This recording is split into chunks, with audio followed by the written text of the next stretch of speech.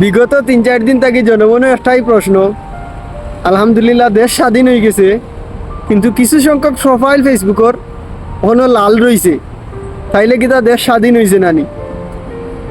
আরে ভাই, দেশ স্বাধীন হয়েছে, কিন্তু এখনো কিছু পুরুষ পরাধীন রয়ে গেছে, এরা স্বাধীন হইতে পারছে না।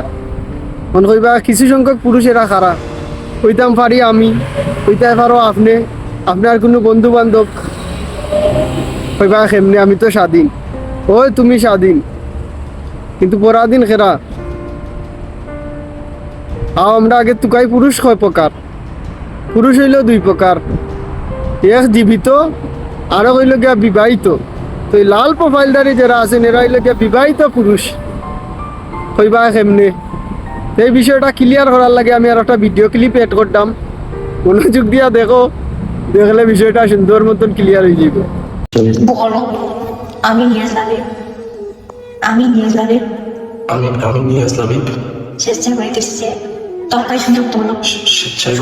স্বেচ্ছায় বলিতেছি যে 2016 সাল 10ই মার্চ থেকে 2016 সালের 10ই মার্চ থেকে 2016 সালের 10ই মার্চ থেকে মিমি খানের সাথে মিমি খানের সাথে 9.5 বছরে 9.5 বছর 9.5 বছরের 9.5 বছরের ছিলাম।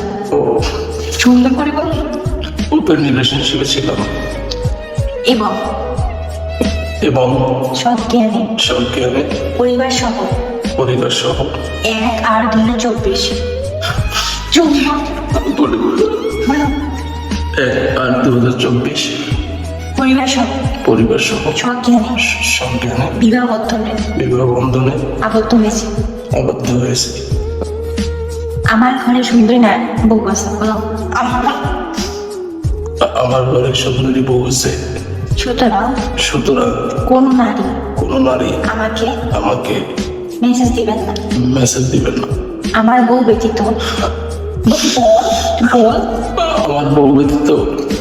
অন্য যারা সুন্দরী নারী আছে, যত সুন্দরী নারী আছে তারা আমার বোন, আপন বোন।